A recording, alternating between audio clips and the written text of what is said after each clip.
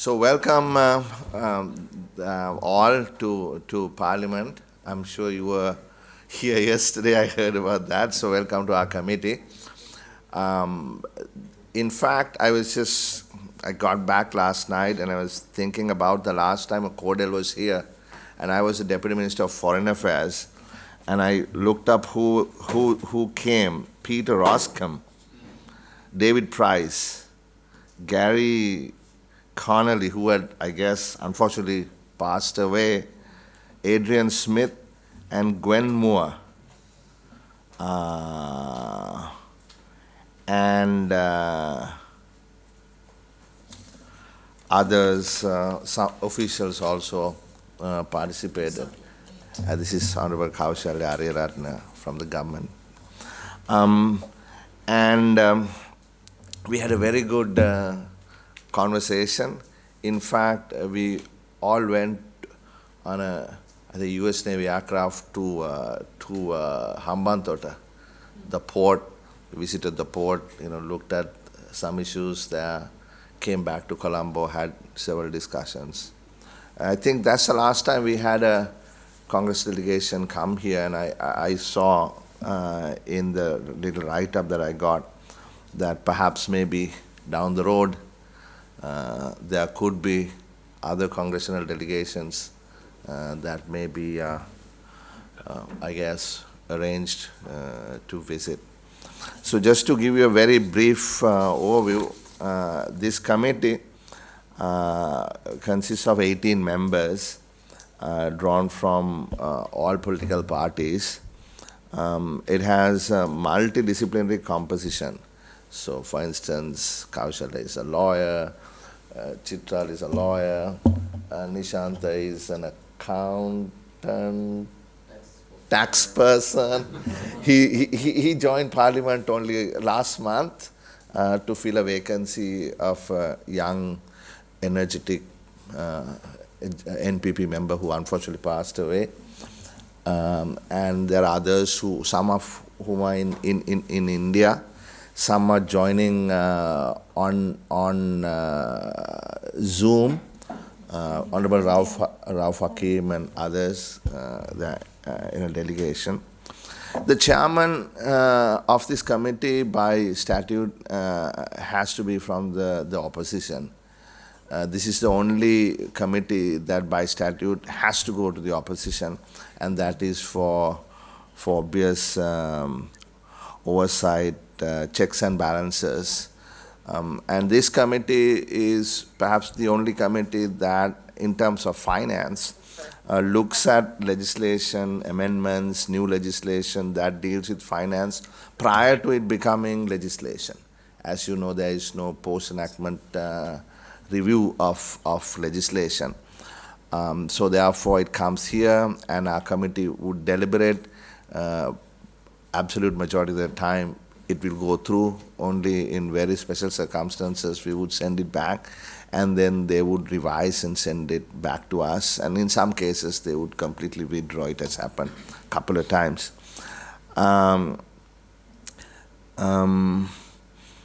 We have, by Constitution, Article 148, Parliament is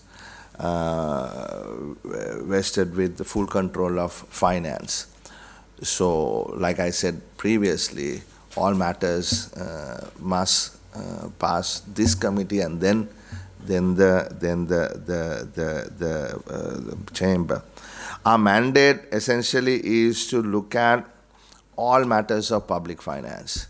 So, revenue collection, payments from the consolidated fund, meaning expenditure, then whether the public finance is being utilized in the way it is supposed to be utilized, then the implementation of the Appropriation Act. So in the budget, the government would say, look, we are planning to do this, and whether it is being applied in that way. Then a big component is to public debt and debt service, which we have not had the opportunity to go into until sort of this present committee.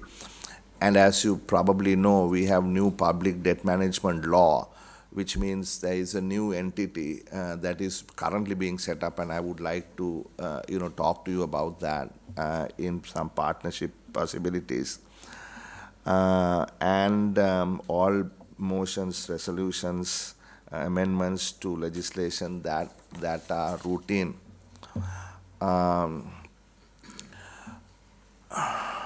Also, certain instances we undertake investigations.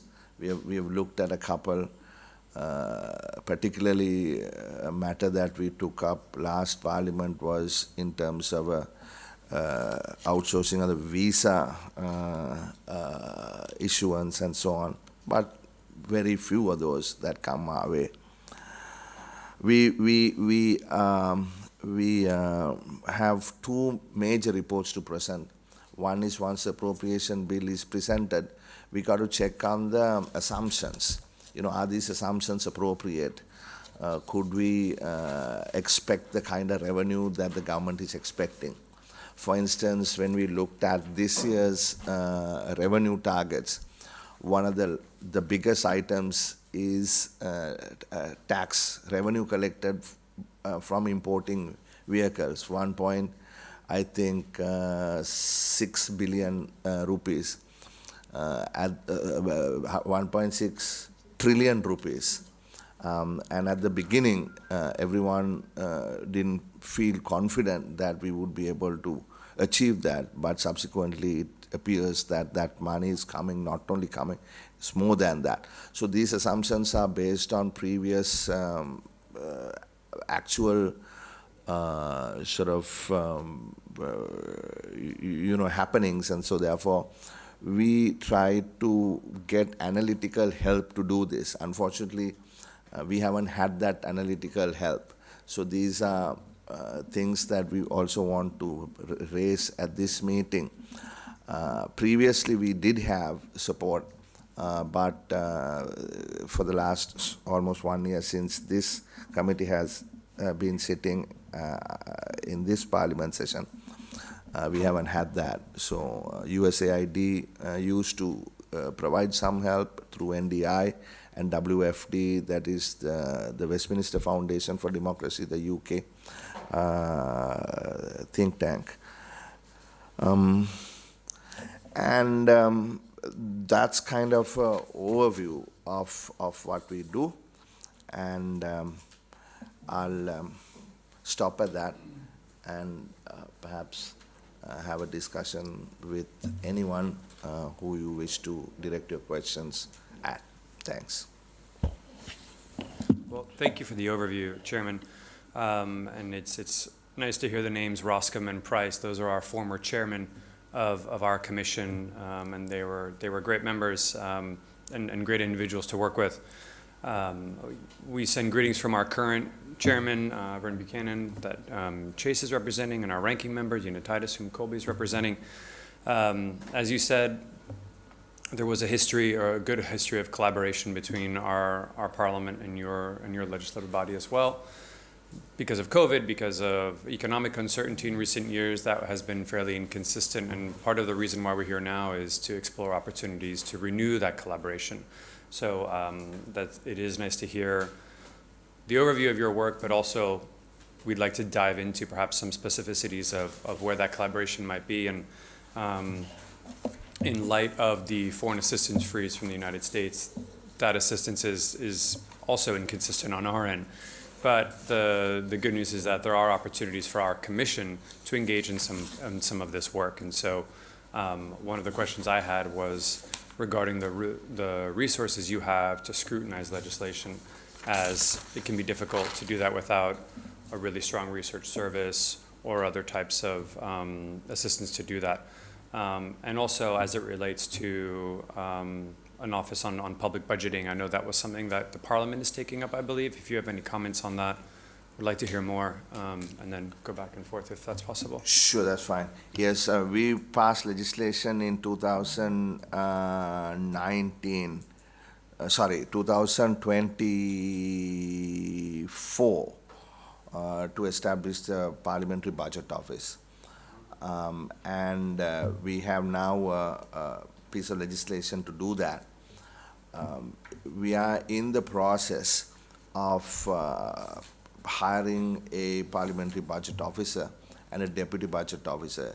It is a high-ranked position. It has to be cleared by the Constitutional Council.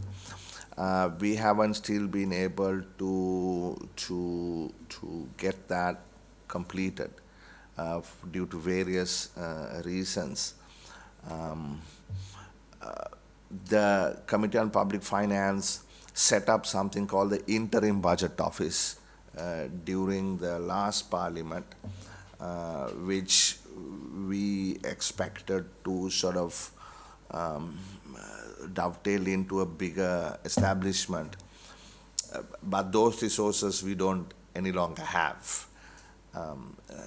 The Parliamentary Budget Office per se, at the beginning will be about a 20-person setup. We had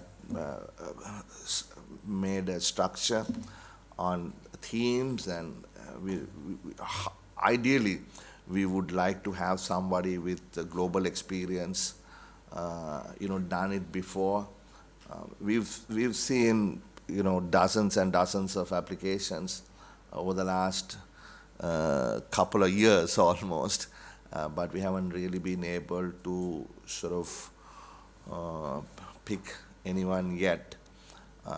Like I said, it has to be done by the Constitutional Council, but this committee is the go-between between the Office of the Parliamentary Budget Office and Parliament. So we have a major role to play. So that's where we are.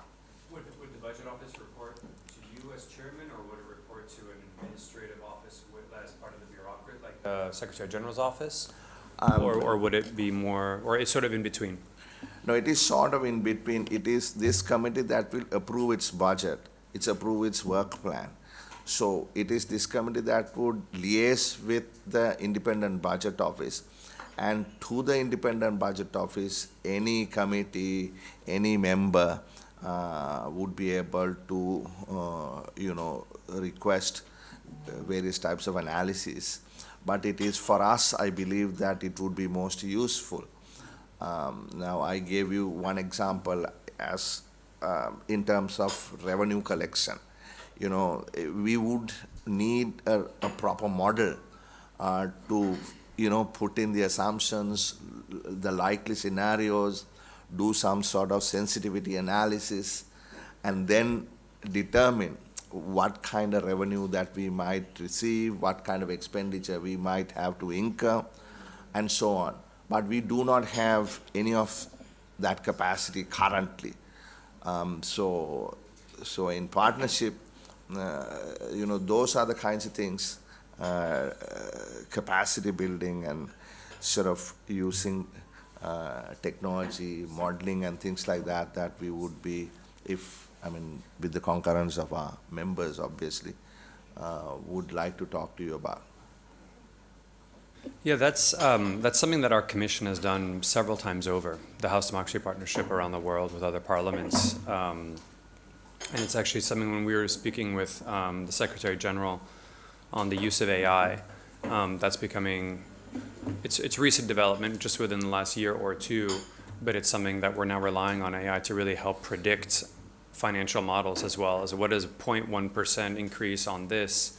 How does that affect revenue overall? And these models are now instantaneous. It's very quick. So using technology to do that would be a game changer if you're not currently doing it, and just make the work far more efficient and perhaps less assumptions, or perhaps safer assumptions, let's put it that way. And that's something that our Congressional Budget Office in the United States House of Representatives does for us. So something that we often do is we'll bring those experts from the institutions to other parliaments and have them liaise directly with your technical staff and with yourselves to make progress on that. And with that, I'd like to defer to my colleague who works a little bit on Ways and Means, our committee that does all tax and trade issues, to comment. Thank you, Derek. And yeah, I work for Chairman Vern Buchanan, who's also Vice Chairman of the Ways and Means Committee.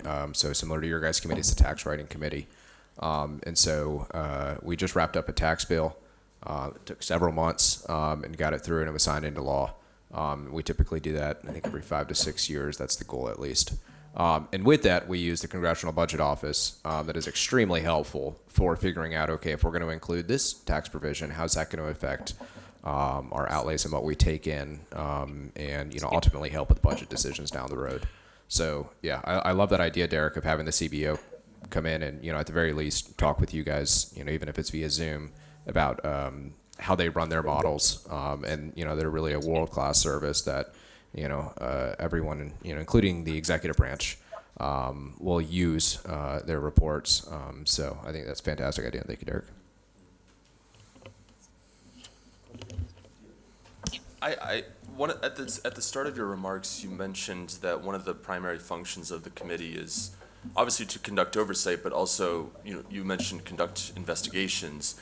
I was curious, what mechanisms are at your disposal to conduct investigations and oversight in general, and specifically, do you guys have subpoena power to call members of the government in for testimony or attain documents or that sort of thing, or just generally what levers can you pull in that regard? Actually, what I mentioned was it's very rare that we get into that because that's really not within our scope, And it is 2 instances that we had to get into. One instance was because the Committee on Public Enterprise was not established, and it was about us importing of crude oil, and we in fact stopped a long-term contract being entered to during the the economic crisis, which would have cost Sri Lanka probably billions and billions more. So that was one. And that ended up my being removed as the chairman of the committee because it's always political, and subsequently brought back in. The second investigation was also happened because it was related to public finance, but it was not brought to this committee, but taken through a ministerial, consultative committee. And we found out about it subsequently, and then we called them in, and it became quite a complicated affair. Currently, the chairman, Commissioner General of Immigration is still in remand custody for not carrying out a judicial order. But what we did was we looked at what could have been, and that investigation, I believe the government is looking at, and that ended there. So we have the power and the authority to call any person and call for any document. And then what we did was, once we completed that investigation, we sent our report to Parliament, and then through that, some of our members went to court, including the gentleman who is online, and 3 other members of our committee, Honorable Sumandran, Honorable Rauf Hakim, and Honorable Partli Ranawaka, who are 3 members of our committee, took this document to the Supreme Court, and that's how this matter went into the judicial process. And then we also ordered or rather requested the Auditor General to complete a forensic audit on it, which we are awaiting the report. So that's the kind of thing we have got into. But as a practice, it's not our job. Neither do we want to get into that line of business. May I add? Please. Just to add to what the chairman said, now we have 2 other committees at the Parliament, Committee of Public Enterprise and Committee of Public Accounts, right? COP and COPA. So they do basically those investigation matters now. When chairman spoke about the 2 particular incidents, the COP was not established at that time, right? No, the crude oil one, the COP was not established. Right. But the VFS one, they bypassed our committee. They should have come right. through this committee. Yes. But they went to a ministerial consultative committee instead of coming to this committee. When we found out about it, we asked them why, and then the whole can of worms got opened. But again, as a matter now, if we take some issue out and discuss it at the CoPF, in this committee, it can lead to various other investigation as well. I mean, if I say mention the BYD matter recently, initially pointed out at the Committee of Public Finance, but then it went into another investigation by the Customs Department. So it happens in other ways, but we do not directly involve with investigations. Rather, we look into the bills that come as forward-looking. I just want to also point out one of the most controversial pieces of legislation approved by this government thus far is the casino regulator. And it was, in fact, this committee, it was only this committee that stood up during 3 governments that, you cannot let these casinos operate without a proper regulatory framework. And, now it got approved, but there's a lot more work still that needs to be done. So that's another, piece of legislation that we need to make sure is tightened, because we got FATF, we got anti-money laundering things, all of that, terrorist financing, all of that is there. So we need a really strong piece of legislation so that we can invite other players. Currently, we have a big player, Melco, but sort of big American players out there. Perhaps there are opportunities available if there is a proper regulatory framework. One thing, so my boss represents Las Vegas, Nevada, and so obviously casinos and gaming are something that we deal a lot with. I just wanted to ask on the last point you made about Americans participating in the Sri Lankan gaming market. Yeah. Do you have data on that of like how many there are and how much is being transacted and that sort of thing? Yeah. In fact, I wanted to see it myself personally, so I was in Las Vegas, Nevada. That was just for work. but stayed at the Flamingo, the original place. But no, I did not play. I am not but I walked around and I looked at how this is done. I mean, there's so much money to be made, not just as gross gaming revenue to the state of Nevada, but also, I mean, the strip itself. A cappuccino at Starbucks would cost double the price, and the strip tax is very high. So the point is, there is a lot more money that can be, a lot more revenue that can be generated by the ecosystem than just the taxes. So there is a large revenue component in there. And here, we don't exactly know the real revenue, because the current legislation only requests the entity to pay based on their own assessments a gross gaming revenue. And that legislation, which was overridden by the new one, is much more comprehensive. So as a matter of fact, we need to be able to monitor how much these people actually bring in, right? So unless we know that, we wouldn't exactly know what the size of the business is. But speculation it's in the multiple billions of rupees. Sorry, Eric, just as a follow-up, because it's on the gaming issue. If you wanted to amend the law, could you explain the process for doing so? Because you would have to work with the ministry that has jurisdiction over this issue. Could you explain what that process is? Yes. Now, for instance, when the original regulation was brought in, we objected to that because we said, there are holes that you could drive a truck through, right? So you need to close these holes. And then at one point, we were so adamant, the president, who is the former president, who was also the Minister of Finance, got up in Parliament and said, why don't you, the Committee on Public Finance, collaborate with the government to draft this law? So that's probably the first time that the CoPF was requested to be a part of a drafting of the legislation. Unfortunately, we didn't get a role to play in that. Our position was look at the best practice, and we said look at Singapore and look at essentially Singapore, which has a really, really solid legislation. It has the Gaming Act and the Gaming Control Act. They have two pieces of legislation. So it is in that context that we got involved. But as a practice, when legislation or amendments are brought here, if the committee feels they can do better, we would tell them go back and fix these issues and come back again.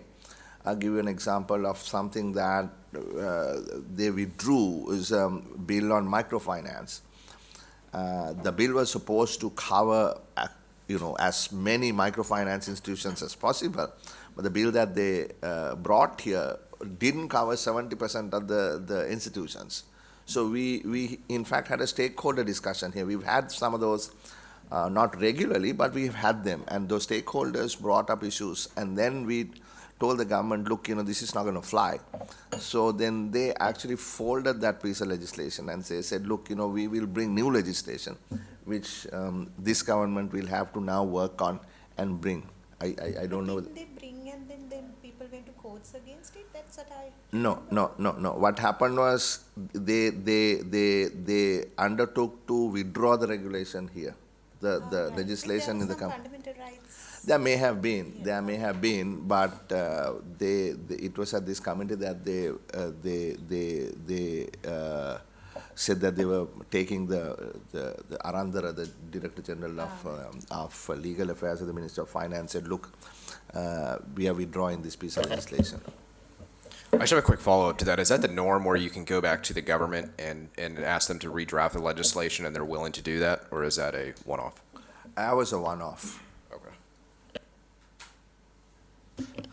Thank you. I had just a couple basic questions to level set on some institutional design. So first, I'm curious how appointments to committees are decided, because I know that, for example, everybody wants to be on the Ways and Means Committee in the U.S. Congress, and it's a very, very complicated sort of political process to determine who gets those seats. And so, obviously to some extent, you mentioned the background that you and many members here have, in the relevant issues. But I guess, for either for yourselves or your parties, sort of how do you think through which committees you wanted to serve on if you've just arrived to Parliament or something like that? And then secondly, I was curious about the sort of continuity of, for lack of a better term, perhaps the legal personality of different committees, because if I'm recalling correctly, you had the MCC format before the sort of sectoral oversight committees. Now you have fewer sectoral oversight committees, but also some like COPE and COPA, right, which are new. So in the U.S. Congress, right, we adopt a rules package every 2 years that sort of sets out jurisdiction and that sort of thing. I was curious, since you mentioned that by statute, you have to be a member of the opposition as the chair.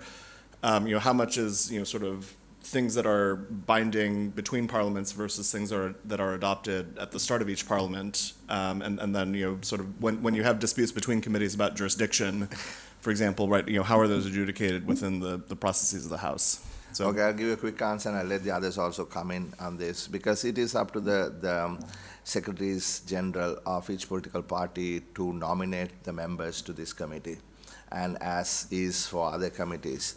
And this committee obviously is a good committee, quote unquote, to serve on, because it's very engaging, and you have the power and authority to sort of engage in real legislation, particularly when it comes to public finance. So if you are interested in public finance, then this is a committee that you would want to be in, certainly. The chairman is nominated by the leader of the opposition, or the Secretary General, General Secretary of the opposition, main opposition party, in concurrence with the other opposition parties. That is how I got placed here. In terms of continuity, it's funny because you don't want to be in opposition twice over, you know. But unfortunately, that's what happened to us. We were in the opposition, and I was the chairman of the Committee on Public Finance in the last parliament. And we expected to be in government, but unfortunately that didn't happen. These guys came in. So therefore, so we are in the opposition, and then I've been sort of continuing as chairman of the Committee on Public Finance. But in terms of jurisdiction, we have clear distinction between what we do and what others do. Like Honorable Kaushal has mentioned earlier, we don't get into investigations. That's not what our job is, you know. And so we leave that to Committee on Public Enterprise and the Committee on Public Accounts and others. So there is an understanding, but there is some overlap. And the overlap really was between when we set up the Ways and Means Committee last Parliament. That had a huge overlap on the Committee on Public Finance. And so that needed to be resolved, because one of the big issues is when we call officials to Parliament, sometimes the same officials are called to Committee A, Committee B, Committee C, wasting their time. Right? So therefore there has to be an understanding among the chairs of the committees as to what these demarcation lines are, what the jurisdiction is, and so on. So it is not exactly very, very clear, but there have been instances that led to sort of controversies, and thereafter we've been able to direct our legislative services is also here. For instance, when that visa matter was bypassed and it went to Ministerial Consultative Committee as opposed to here, the officials sat down and said, look, you know, if it has anything to do with public finance, it must come here. So those lines were cleared and redrawn after we sort of, ran into questions. So that's how it is done, but I'll let the others also come in if they wish to. Right. Yes, please. So, as the chairman said, I mean, the appointment of the members is done from the government side. It's done by the chief government whip. But permanent committees like COPA and CoPF, but there are other committees as well, ministerial consultative committees. Those are not permanent committees, but the members are appointed based on their interest and the expertise, I would say. For example, I serve in 3 ministerial consultative committees: Justice, Education and Women's Affairs. But again, if I have a particular interest, I can request the Chief Government Whip to nominate me for another consultative committee. So that's very democratic process. If I don't want to be in a committee, again, I can say that I don't want to serve in a committee. I mean, luckily we never said that, because, you know, all 3 areas that I serve are like my interest and expertise. So again, about the jurisdiction, sometimes I'll tell you one example that we had a piece of legislation which we had to sit with the Trade Consultative Committee. Yes. Yes. So the CoPF and the Ministry of Trade Consultative Committee sat together because, you know, it overlaps with the 2 ministries. So there will be some other, I mean, that is the only example I can remember right now. Yes, and maybe, I mean, I don't know, if the microfinance bill comes, perhaps we have to sit with the Women's Affairs Ministry as well, because that's something that women are suffering for ages in Sri Lanka. The microfinance is the issue. So probably like that, in certain cases, we sit together with other committees and take the decisions together. Another one that I wish to bring to your notice is some legislation has actually originated from this committee. For instance, period poverty was flagged as a major issue. So we had a stakeholder discussion with the Women's Caucus, the UNDP, UNICEF, all of those people, and we proposed a piece of legislation from this committee. That was in 2023, I believe, 22 or 23. Is it 23? 23. And that was taken up by the government and turned into policy. And in 2024, for the first time, they started implementing it in school, not exactly the way we had recommended, but this government is continuing to do that. So that's an interesting piece of legislation that originated from this committee. So there has been issues. I mean, I mean, it's up to the imagination of the committee also, I think, to be able to sort of proactively do things. Maybe one more. So in sort of your oversight work and how you are able to do modeling and sort of checking of assumptions now. I mean, you mentioned, for example, testing the assumptions around I believe a levy on imported cars, for example. So what would be your process for that, right? I guess do you sort of receive estimates, from the budget offices in the ministries, and then you can provide your own questions there? Do you audit? Essentially, what are the receipts after a given point of time? I guess what are the actual steps there? Decompose that for us one more. That's a good question, and I want to answer that question in a sort of a detailed manner. It has also become a political football. For instance, you said you can't get these numbers. Now we are getting these numbers. So I mean, what do we have to make those estimates, right? You need a proper model. I mean, I have a PhD in economics, so therefore I've done econometrics and things like that. So I kind of understand what assumptions lead to what kind of outcomes, and unless those assumptions change, those outcomes won't change. So you need to have proper models to work on. So currently, what we don't have are these models. I mean, for instance, sort of a large macroeconomic model. Now, for instance, if the government comes and tells us, look, this is what we expect, there is no way for us to say no, because this is what we expect. Right? The government works with the entire Ministry of Finance, which has 40 PhDs, and the central bank that has another 100 PhDs, right? And they have a huge base of analytical skill there. Here we don't have anyone, right? Which is really David and Goliath kind of situation. So therefore, it becomes very difficult for the Committee on Public Finance to really challenge the government. That must be the job. Whoever is in government, they may be in government today, we may be in government tomorrow, somebody else may be the day after. But the job of the checks and balances is for this committee to be strong enough and have a strong analytical capability to be able to question, right? I mean, the Congressional Budget Office may question, the Heritage Foundation may question, or somebody else will question. I recall, was it Ryan some time back, had a model that the U.S. debt is going to explode at some point or something like that. And then, it came from various different think tanks. Now, we have some think tanks here that do some good work. For instance, Verite, Advocata, and think tanks like that. And we do sometimes get their assistance to provide us with some sort of overview. But we, as a committee, do not have that expertise. Now, like I said, we had that expertise to some account because USAID and WFD did provide some of that financial resources for us to do that. Some committees had used that, resources. People have traveled and seen how it happens in other countries and so on. But we actually utilize all the funds to hire expertise to do that.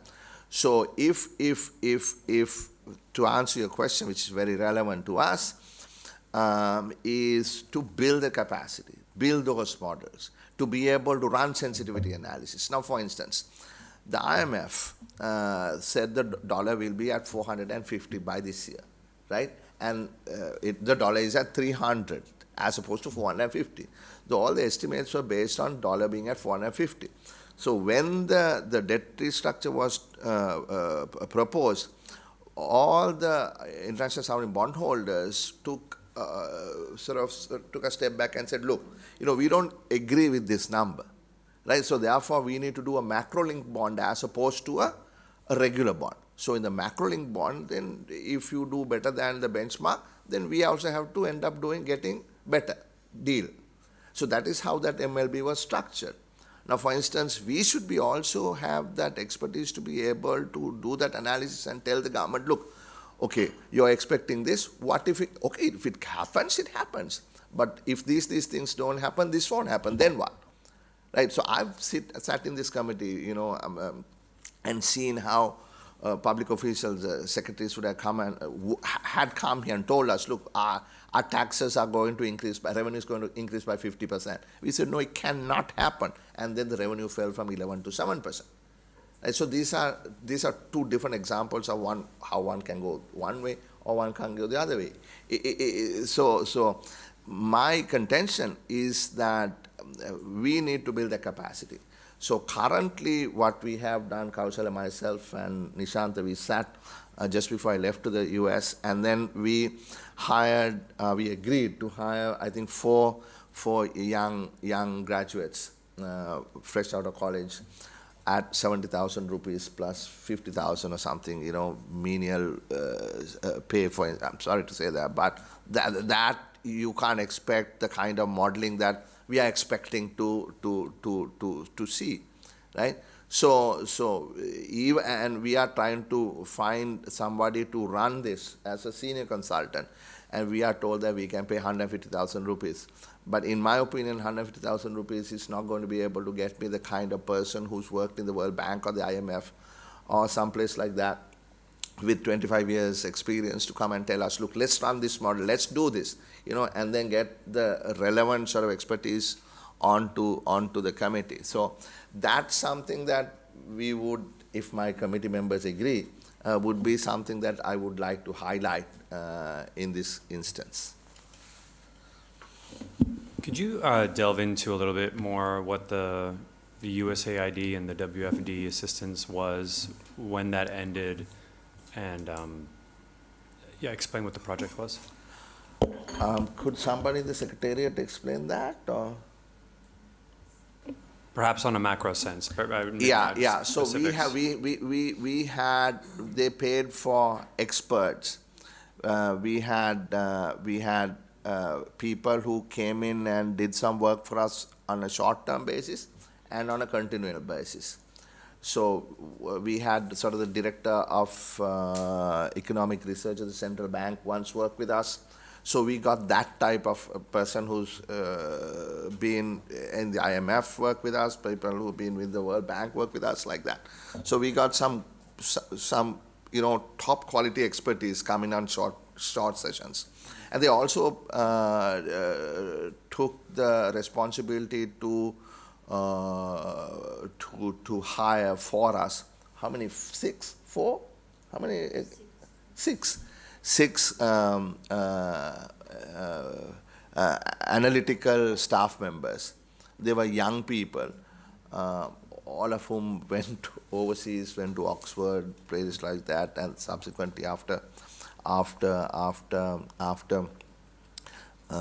we shut down, and we had some really good quality staff, and they probably be paid about $1,000 or something like that. Not like big money, but something like that, so that we could attract that type of staff talent.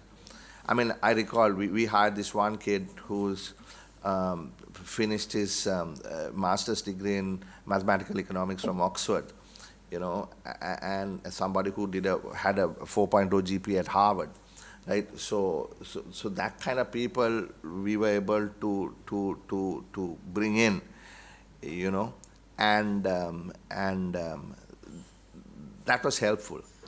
So here we now have 4 people. We are looking forward to working with them, and I'm sure they'll do a good job, because not everybody is concerned about what they get at the end of the day, because working in this committee also adds to their CVs and to graduate school and all that. But beyond that, we want some real analytical skill, capabilities permanently with us.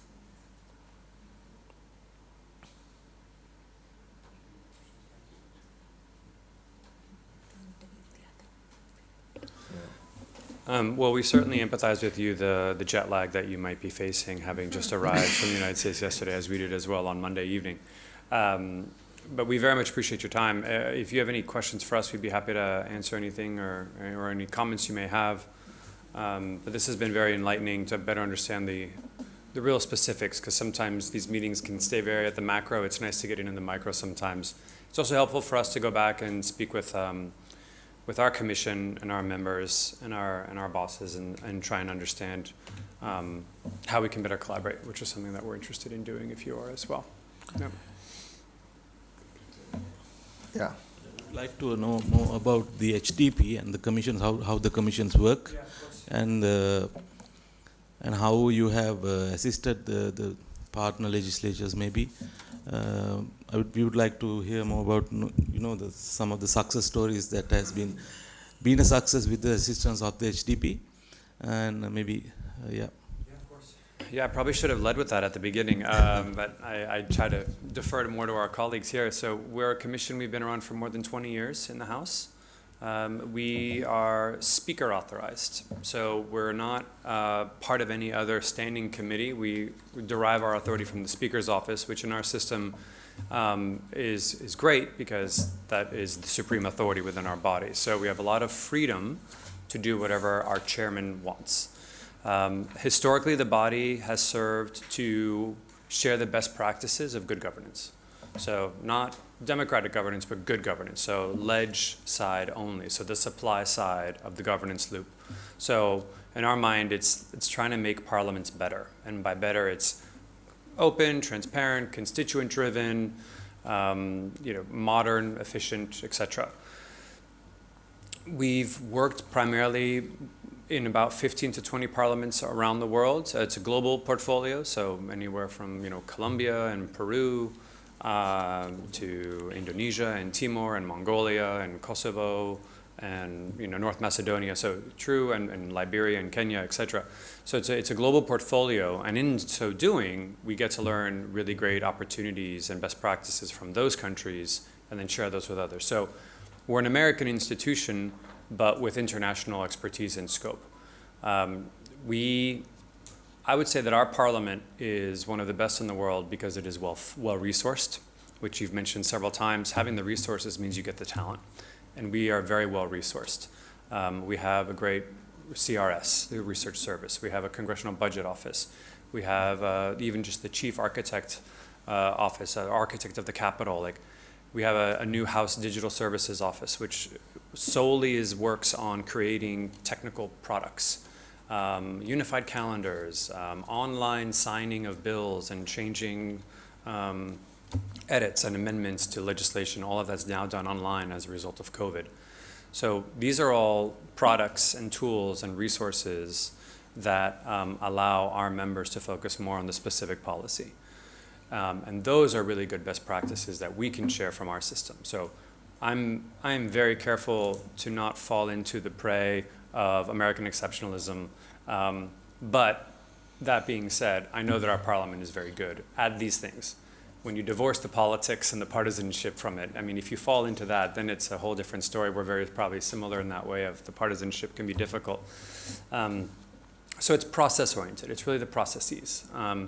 I'll give you a quick example, and one that I think we raised earlier with your speaker, which we were delighted to meet with yesterday morning. Was it yesterday morning? It was yesterday morning.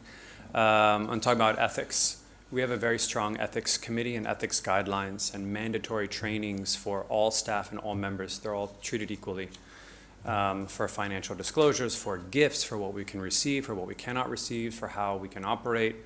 And our committee is designed to really keep us out of trouble, not to get us into trouble. And so we work closely with them. And oftentimes, and I'm sure my colleagues do this as well, I will call ethics and be like, hey, am I allowed to do this? I just got an invite, or da-da-da. And they're like, yes, no, great.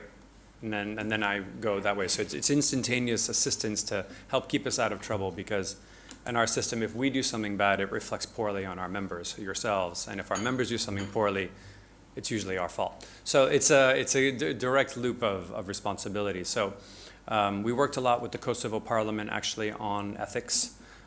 They went through the big step of saying that they want ethics guidelines. And so we brought our senior staff from our ethics committee to Kosovo to work with the Secretary General and some of the MPs on exactly how to do that or show best practices. North Macedonia, believe it or not, has a very good research service. We helped them over the years for the last 20 years, and they've really defined it as very well. We will bring North Macedonians to other countries and have them share how they've created their research service. Another example I've recently given was in Mongolia. They didn't have any public hearings in Mongolia. All of their hearings were closed sessions. One MP, senior MP, said, we really need to have these more public. How do we do that? It's not rocket science, but there's a process to doing it. We shared how we do it, how some other countries do it. Now 75% of all of their hearings are public and on YouTube and on like their version of C-SPAN, right? So wins like that. Updating the website in Colombia, how the parliament, they wanted to share how they vote. Their website wasn't very good at understanding how members voted and what legislation was voted on. We brought some experts from our House Modernization Subcommittee within our Committee on Administration to Bogota, and they sat down with like the actual guys who write the code of the website in media, and within 2 days the website was slightly reformed enough so that you could easily find out what's going on in Parliament. So some of these are very simple, nuts and bolts thing, and some of them are much longer, like the ethics, that takes a little bit more time. But it's quite broad. And you said you were working a consultative committee on women's issues. We work a lot on trying to promote more women to not only be in Parliament, that's the first step, but really taking it to the next level and getting rid of tokenism. We chatted with your Prime Minister yesterday a little bit. That was a big issue for her, and we were talking about how women need to be at the table of economics and security and military issues, and not just women's issues, right? So we work on strengthening caucuses like that, and in trying to bridge political divides. It's very hard to do, but it's something that needs constant work. So these are in person, these are Zoom, these are consultative. We sometimes bring former members who love to do this type of work. They can speak a little bit more freely, and they have the time to do it. So there's a variety of methods by which we do this. Just, I want to add a couple of things here. Now, I'm going to go back to the question and answers, sort of the discussion we had. Now, for instance, on the tariff, the U.S. tariff policy. Now, what would be an ideal reciprocal tariff? You know, for instance, the only the analysis that have been done outside the government has been with a couple of think tanks, essentially IPS. And they said, look, currently with the existing MFN tariff, apparel is going to be at 36.8% and rubber at 20.2%. And they've done some analysis to show what the negative impact of that tariff is going to be. But if the tariff comes down to 15%, there can be a positive impact because other countries have different tariffs of 0.5% or 0.05% of GDP and stuff like that. So those kinds of analysis would be awesome if we are able to do. And then that way we can actually question government officials when they say, look, this is what we agreed on. Now, for instance, if they're going to agree with the United States on reciprocity, on removing PAL and cess only for the United States, then what's going to happen to, if it is soybean extract or whatever it is, animal feed, you know, how is that going to have an impact on revenue and, you know, subsidy payments for farmers on the other side, which is part of public finance. But unfortunately, we are not able to do any of that because we don't have the capacity to undertake that type of analysis. Another thing is currently I was in the United States, like I said till yesterday, about the digital services tax. As a matter of fact, that digital services tax that is being spoken about, that additional tax is going to be levied on countries that have digital services of American companies being taxed. That discussion started at this committee. And this committee gave directions to the Department of Inland Revenue. It was not a digital services tax, it was a GST, or rather the VAT, on digital services. The issue was that the jurisdiction of the tax, whether it was consumption or production, we were of the opinion that it should be consumption. So therefore, if you look at Uber and if you look at a local rideshare called PickMe, their taxes were different because of a VAT not being applied to Uber but to PickMe. Because Uber was being produced, or particularly the software was produced in Denmark and built to Denmark, as opposed to PickMe produced and built to Colombo.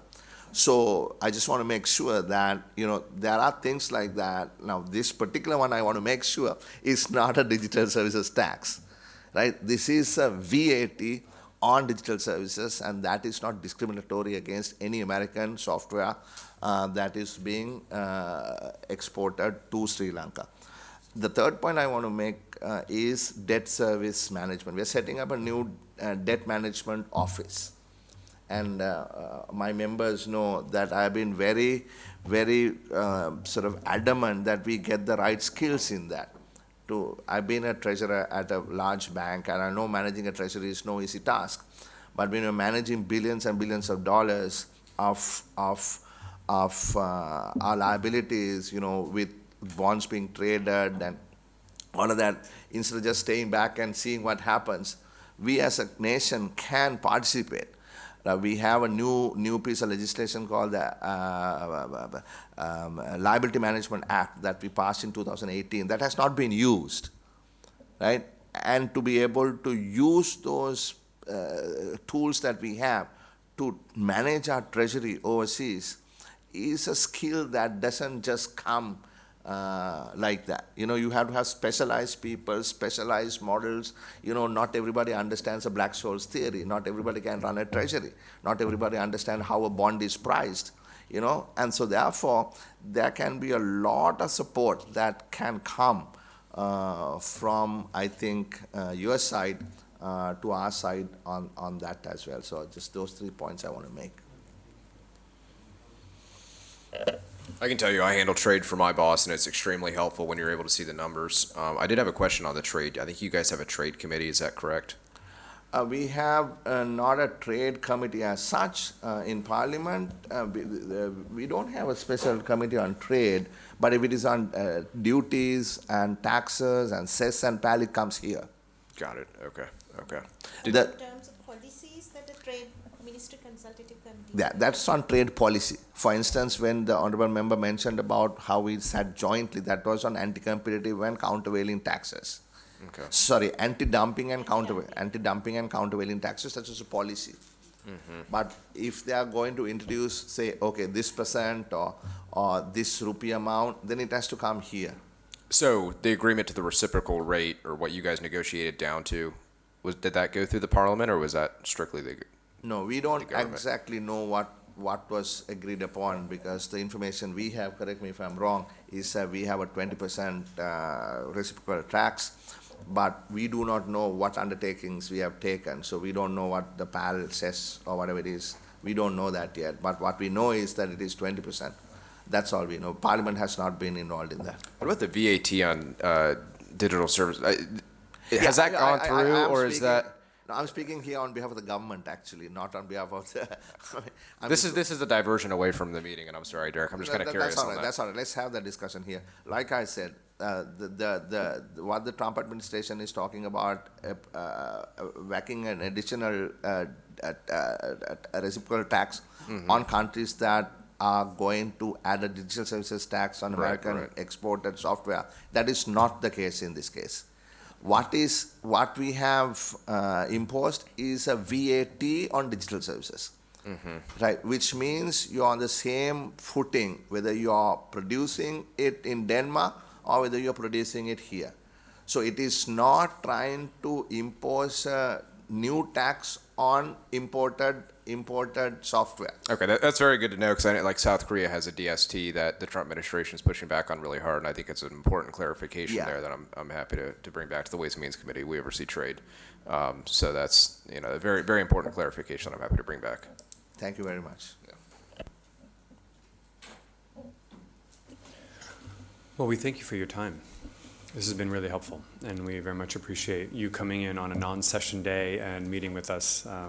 Coming from the Parliament, we know that it's hard to come in when you don't have to, so we appreciate that effort and look forward to working with you moving forward. You missed a live parliamentary session, though. By just a few, when was it? Recently? Last week, of course. And then again, 9th of September. Okay. Could you actually tell us real quick, how often are you in session? So for us, we're 3 weeks on, 1 week off. Yeah, every other week. So you're every other week? 4 days a week, Tuesday to Friday, but in the budget time it's... Goes on for a month. Yeah, month. 6 days a week, I think that someone told us, right? The budget is... A whole month or maybe 6 weeks. Yeah. See, when we have budget, we don't come in at all, and then we wait for the day before and then go crazy on our budget. And then we vote at midnight. Yep, that's how it works. Great, yeah, we wait for the last possible moment to try and do things. There's nothing like a deadline to really push members into action. The Mike Tyson School of Legislating, everybody has a plan and then they get punched in the face, I guess, is very much how we approach deadlines. We have the CBO and all of the resources, and yet, the politics is harder to work out. And Christmas Eve is the best deadline. I think that's our advice from Congress, is you set a deadline on Christmas Eve and you'll get it passed. Yeah, indeed, yeah. So thank you. Thank you, It was Derek. a pleasure speaking with you. It was really Thank you. nice. Yeah. Thank you very much. And let's take this forward. Let's use this as a initial opening of the door. And let's also see whether we can have a congressional delegation like what we had some time back, and perhaps a local delegation also, maybe. Yep. And see how it works from there. Yeah, we would like that. I think perhaps next year. It's an election year for us, and elections last a very long time in our country. So, but we'll see what the calendar can do, because we know our members would like to visit. Yeah. Yeah. Great. Thank you. Thank you, Jane.